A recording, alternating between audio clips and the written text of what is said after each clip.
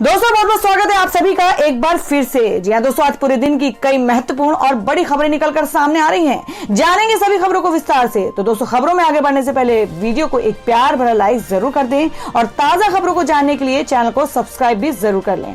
तो देखते हैं पहली बड़ी खबर क्या निकल कर आ रही है। दोस्तों, इस वक्त की पहली बड़ी खबर निकल कर आ रही है। आपको बता दें कि गणतंत्र दिवस पर हुई हिंसा का मास्टरमाइंड दीप सिद्धू गिरफ्तार, भीड़ को भड़काने में था शामिल। जी आपको बता दें कि केंद्र सरकार के नए कृषि कानूनों के खिलाफ दिल्ली में किसानों के आंदोलन का आज 73वें दिन में प्रवेश कर चुका है। इस बीच दिल्ली पुलिस ने गणतंत्र दिवस में हुई दिल्ली हिंसा के मास्टरमाइंड दीप सिद्धू को गिरफ्तार कर लिया है। आपको बता दें कि 3 फरवरी को दिल्ली पुलिस ने दीप सिद्धू, जुगराज सिंह सहित 4 लोगों पर 1-1 लाख का इनाम घोषित कर रखा था। बता दें कि ये लोग लाल किला पर धार्मिक झंडा फहराने और लोगों को हिंसा के लिए भड़काने वालों में शामिल थे। दीप सिद्धू को दिल्ली पुलिस की स्पेशल सेल में अरेस्ट कर लिया गया है। 26 जनवरी के बाद से मुख्य आरोपी दीप सिद्धू फरार चल रहा था। हालांकि दीप को छोड़कर पूर्व गैंगस्टर लखा सिधाना और लाल किले पर झंडा फहराने वाला जुगराज अभी भी फरार बताया जा रहा है। दिल्ली पुलिस ने हिंसा फैलाने वाले लगभग 50 लोगों की तस्वीरें भी जारी की हैं। बता दें कि लाल किले पर धार्मिक झंडा फहराने और दंगा करने के इल्जाम में दिल्ली पुलिस ने देशद्रोह और यूएपीए के तहत मामला दर्ज किया था। मामले की जांच दिल्ली पुलिस स्पेशल सेल कर रही है। देश की राजधानी में गणतंत्र दिवस के दिन किसानों की ट्रैक्टर परेड के दौरान हिंसा हुई थी। प्रदर्शनकारी लाल किले में भी घुस गए और वहां ध्वज स्तंभ पर धार्मिक ध्वज लगा दिया था। बड़ी खबर निकल कर आ रही है। आपको बता दें कि सचिन तेंदुलकर, लता मंगेशकर समेत अन्य हस्तियों के ट्वीट्स की जांच कराएगी महाराष्ट्र सरकार। कृषि कानूनों के समर्थन में किए थे ट्वीट। जी आपको बता दें कि कई महीनों से चल रहे किसान आंदोलन के बीच बॉलीवुड और क्रिकेट की जानी मानी हस्तियों ने केंद्र के नए कृषि कानूनों के समर्थन में ट्वीट किए थे, जिसको लेकर अब महाराष्ट्र के उद्धव ठाकरे के नेतृत्व वाली शिवसेना सरकार ने सोमवार को सचिन तेंदुलकर और गायिका लता मंगेशकर के ट्वीट के खिलाफ जांच करने के आदेश जारी किए हैं। आपको बता दें कि राज्य सरकार का कहना है कि इस बात की जांच की जानी चाहिए कि कहीं भारतीय जनता पार्टी या केंद्र के दबाव में ट्वीट तो नहीं किए गए थे। महाराष्ट्र के गृह मंत्री अनिल देशमुख ने कहा कि यह पता चला है कि एक समय में मशहूर हस्तियों द्वारा ये ट्वीट किए गए थे, इसलिए इसकी जांच होनी चाहिए। भारत में किसान आंदोलन को लेकर कुछ दिनों पहले विदेशों से प्रक्रियाएं आई थी, जिस पर काफी बवाल भी मचा था। हॉलीवुड पॉप सिंगर रिहाना और पूर्व पॉर्न स्टार मिया खलीफा के अलावा ग्रेटा थनबर्ग ने ट्वीट किया था, जिसके बाद सरकार ने सफाई देते हुए कहा कि बाहरी लोग दखल ना दे। आपको बता दें कि किसान आंदोलन का रिहाना ने समर्थन किया तो मास्टर ब्लास्टर से लेकर बॉलीवुड ने दिया था इसका जवाब। इस बीच बीजेपी राम कदम ने ट्वीट में कांग्रेस और महाराष्ट्र सरकार को इस मुद्दे पर आड़े हाथों लिया है। राम ने ट्वीट कर कहा कि महाराष्ट्र सरकार ने फैसला लिया है कि वह सचिन तेंदुलकर, लता मंगेशकर, अक्षय कुमार, सुनील शेट्टी, इनके देश की एकता अखंड रहते हुए सारे विश्व को भारत की एकता का परिचय दे। इस ट्वीट की जांच करेगी। कांग्रेस दल हमारे देश को बदनाम करने वालों का समर्थन और प्रवक्ता बन चुका है। अब लता दीदी सचिन तेंदुलकर की जांच का फैसला ये सुनिश्चित करता है कि कांग्रेस को देश से ज्यादा प्यार उन्हें अपने दिल से है। क्या देश हित में इन सेलिब्रिटी का ट्वीट लिखना अपराध है? कांग्रेस लता दीदी और सचिन की माफी मांगते हुए फैसला वापस ले। और दोस्तों, में अगली खबर निकल कर आ रही है, जिसमें आपको जानते हैं कि फडणवीस का महाराष्ट्र सरकार पर हमला। कहा भारत रत्न के खिलाफ जांच की बात कहने वालों की हो मानसिक जांच। जी आपको बता दें कि न्यूज को ट्विटर पर शेयर करते हुए महाराष्ट्र के पूर्व सीएम देवेंद्र फडणवीस ने कहा कि अपमानजनक है। कहां है आपकी मराठी शान, कहां है आपका महाराष्ट्र धर्म? जिन भारत रत्नों के खिलाफ आपने जांच की बात कही है, उनके जैसे आपको पूरे देश में कहीं नहीं मिलेंगे। दूसरे ट्वीट में उन्होंने लिखा कि क्या महाराष्ट्र विकास आघाड़ी एमवीए सरकार ने होश खो दिया है? भारत रत्नों के लिए जांच शब्द का प्रयोग करते हुए सरकार को शर्म नहीं आती? वास्तव में अब उनकी मानसिक स्थिति की जांच करना जरूरी है। जिन्होंने भारत रत्न से सम्मानित हस्तियों के खिलाफ जांच की बात कही है। क्या था अनिल देशमुख का बयान? महाराष्ट्र गृह मंत्री अनिल देशमुख के मुताबिक सभी हस्तियों ने एक जैसा ट्वीट किया था। ऐसे में इंटेलिजेंस एजेंसी इस मामले में जांच कर पता लगाएगी कि क्या उन पर कोई दबाव तो नहीं डाला गया। गृह मंत्री के इस बयान पर बीजेपी नेता राम कदम ने कहा कि क्या देश हित में इन सेलिब्रिटीज का ट्वीट करना अपराध है? कांग्रेस, शिवसेना और एनसीपी को माफी मांगते हुए इस फैसले को वापस लेना चाहिए।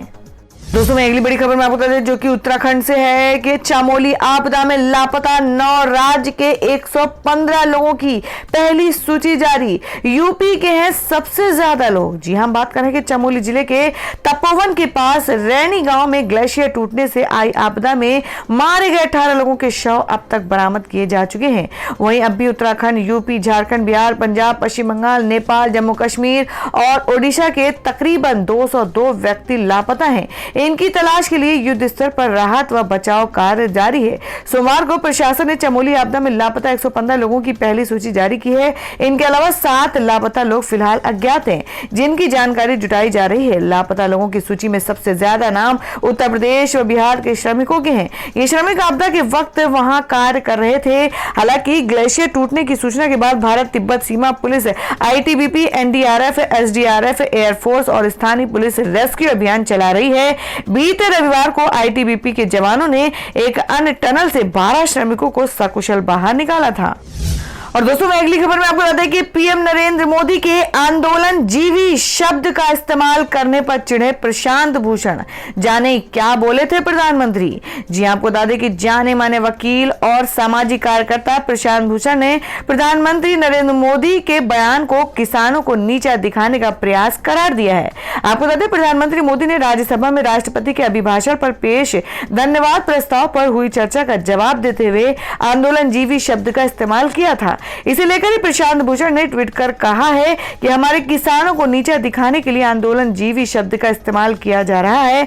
भूषण ने ट्वीट किया कि प्रधानमंत्री मोदी ने सदन में कहा कि पिछले कुछ समय से इस देश में आंदोलन जीवियों की एक नई जमात पैदा हुई है जो आंदोलन के बिना जी नहीं सकती। पीएम मोदी ने कहा देश श्रमजीवी और बुद्धिजीवी जैसे शब्दों से वाकिफ है, लेकिन पिछले कुछ समय से देश में एक नई जमात पैदा हुई है, वह है आंदोलन जीवी।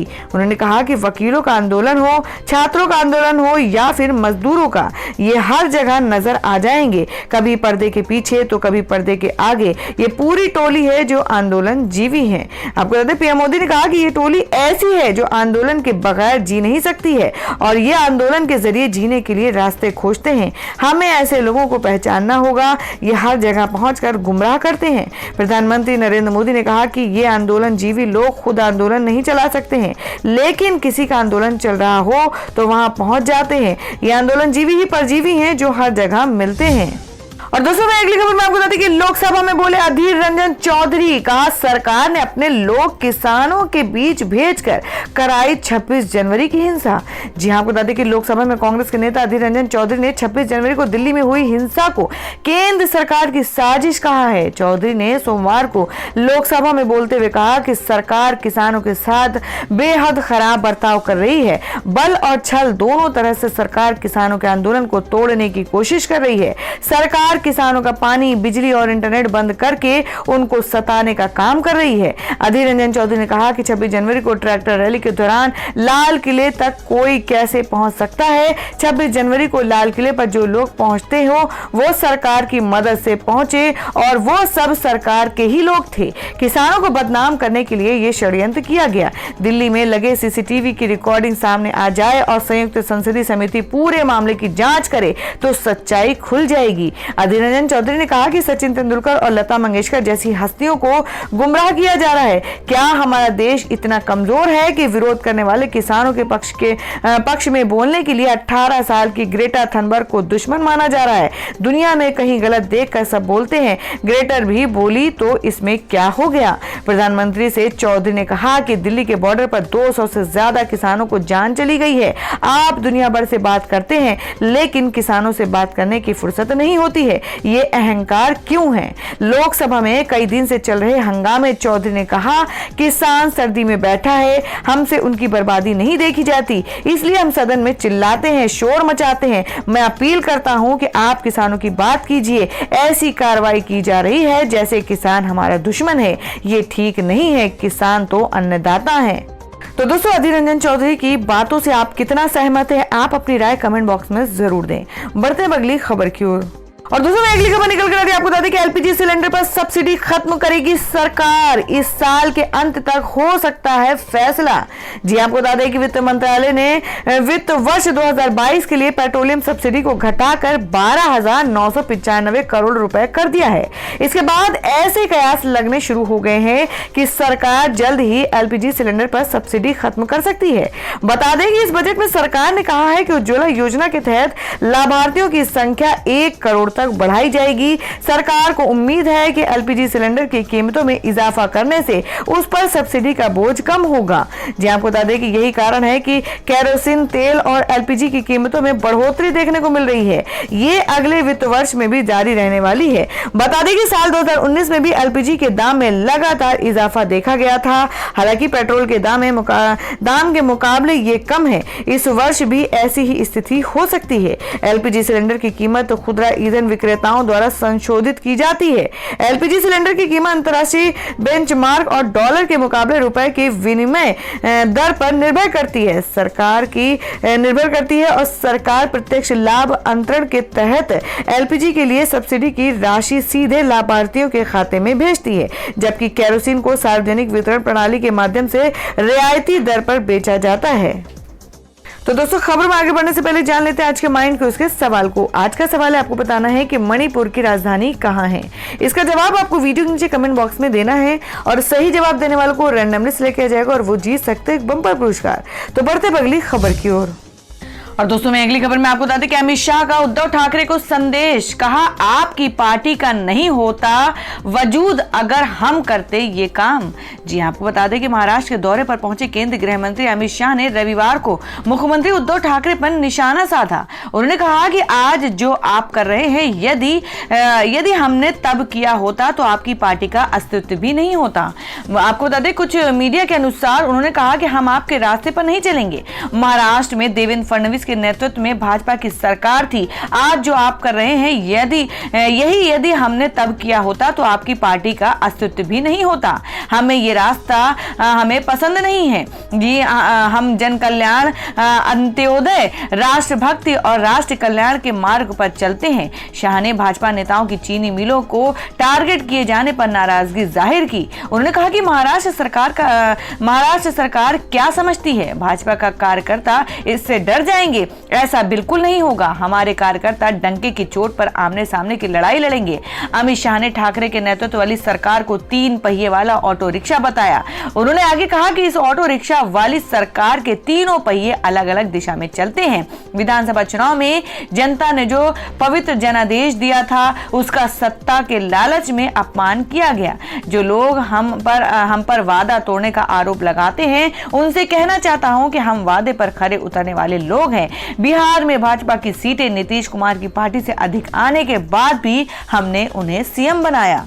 और दोस्तों में अगली खबर आ रही है गुजरात से। जी आपको बता दें कि गुजरात में ओवैसी की चुनावी हुंकार, मुस्लिम और आदिवासी वोट बैंक पर है नजर। जी आपको बता दें कि ऑल इंडिया मजलिस इत्तेहादुल मुस्लिमीन के अध्यक्ष असदुद्दीन ओवैसी ने गुजरात में पार्टी की आधारशिला रख दी है। बिहार के बाद ओवैसी की पार्टी गुजरात में भी चुनाव लड़ने का मन बना चुकी है। रविवार को गुजरात के भरूच में ओवैसी ने पार्टी के पहले चुनावी अभियान की शुरुआत की। इस दौरान उन्होंने कहा कि अधिकारों से वंचित समुदायों के लिए विकल्प के रूप में राज्य में पार्टी को स्थापित कर रहे हैं। जी आपको बता दें कि वंचित समुदाय के अधिकारों की रक्षा करना हमारा मकसद है। ओवैसी ने कहा कि हम लोगों के लिए एक और एक विकल्प के रूप में गुजरात आए हैं, विशेष रूप से आदिवासी, मुस्लिम, दलित और ओबीसी लोगों के लिए। हमारा मकसद सिर्फ चुनावों में सफलता हासिल करना नहीं है, बल्कि गरीबों और मुसलमानों के संवैधानिक अधिकारों की रक्षा करना है। साथ ही उनकी आदिवासियों की भूमि रक्षा करना हमारा मकसद है। आपको बता दें कि भाजपा और कांग्रेस पर भी जमकर उन्होंने निशाना साधा। इस मौके पर ओवैसी ने भाजपा और कांग्रेस दोनों पर जमकर निशाना साधा।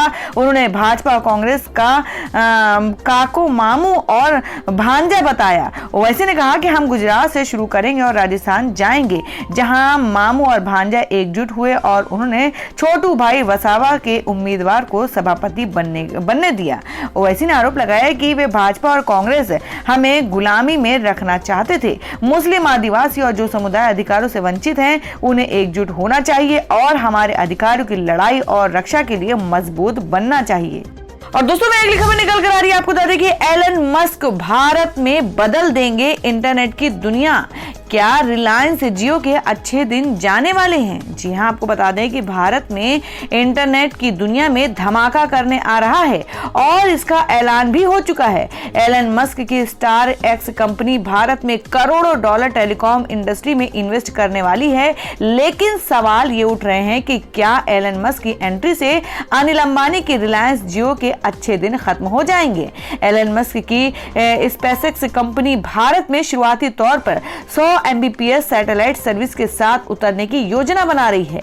एलन मस्क की कंपनी $1 ट्रिलियन के साथ भारत और चीन में व्यापार करने में उतरने वाली है। भारत में इंटरनेट क्षेत्र में कारोबार के लिए उतरने के लिए एलन मस्क ने भारत सरकार से इजाजत मांगी है। जी आपको बता दें कि पिछले कुछ सालों में एलन मस्क पूरी दुनिया के वो शख्स हैं जो हर किसी के जुबान पर हैं। इस महीने एलन मस्क विश्व के सबसे अमीर शख्स बन चुके हैं और इसके साथ ही एलन मस्क की कंपनी स्पेसएक्स ने 147 सैटेलाइट को एक साथ लॉन्च कर इसरो के रिकॉर्ड को ब्रेक किया है।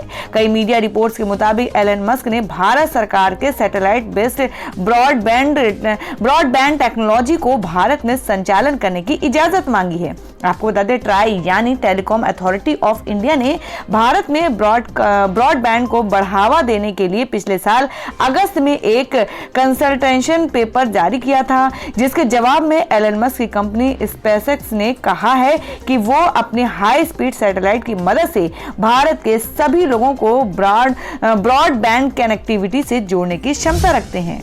और दोस्तों मैं अगली खबर निकल कर आ रही है, जिसमें आपको बता दें कि मल्लिकार्जुन खड़गे को फोन पर मिली धमकी, पीएम मोदी की आलोचना ना करने की दी चेतावनी।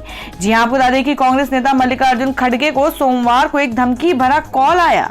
फोन कॉल में कांग्रेसी नेता को पीएम मोदी की आलोचना ना करने की धमकी दी गई। आपको बता दें कि मल्लिकार्जुन खड़गे ने इस कॉल के खिलाफ पुलिस में शिकायत दर्ज करवाई है। बता दें कि पीएम मोदी द्वारा दिए गए भाषण की मल्लिकार्जुन खड़गे ने आलोचना की थी, जिसके बाद उन्हें यह धमकी भरा फोन आया। कांग्रेस सूत्रों ने कहा कि फोन करने वाला इस बात से नाराज थे कि राज्यसभा में पीएम मोदी भाषण के बाद पार्टी नेता पीएम की आलोचना कर रहे थे।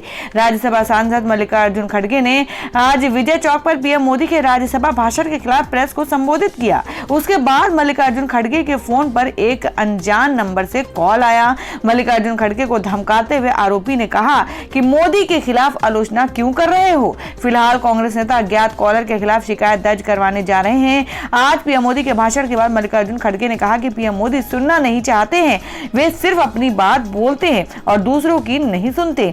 कृषि कानूनों का क्यों विरोध हो रहा है, ये बात साफ तौर पर सरकार को बता दी गई है, लेकिन सुनने के लिए वे तैयार नहीं हैं।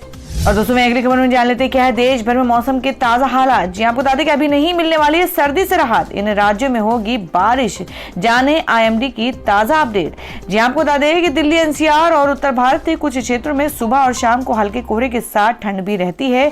दोपहर में तेज धूप निकलने से लोगों को सर्दी से राहत मिली हुई है। आने वाले दिनों को लेकर भारतीय मौसम विभाग आईएमडी ने कहा कि दिल्ली, पंजाब, हरियाणा, चंडीगढ़ और उत्तर प्रदेश के कुछ हिस्सों में 10 फरवरी यानी बुधवार तक घना कोहरा रहने की संभावना है। रोजाना के मौसम बुलेटिन में आईएमडी ने कहा कि अगले 4-5 दिनों के दौरान उत्तर पश्चिमी भारत में न्यूनतम तापमान में 2 से 4 डिग्री सेल्सियस की वृद्धि होगी। मौसम एजेंसी ने कहा कि इस दौरान इन क्षेत्रों में शीतलहर की स्थिति नहीं बनेगी। तो दोस्तों ये थी अब तक की सभी बड़ी खबरों की अपडेट्स। टुडे ब्रेकिंग न्यूज और लेटेस्ट खबरों को देखने के लिए हमारे चैनल को सब्सक्राइब जरूर कर लें, वीडियो को लाइक और शेयर भी जरूर कर दें अपने दोस्तों और रिलेटिव्स के साथ। तो दोस्तों फिर मिलेंगे काम की खबरों और सरकारी योजनाओं की एक और नई वीडियो के साथ। तब तक के लिए धन्यवाद दोस्तों।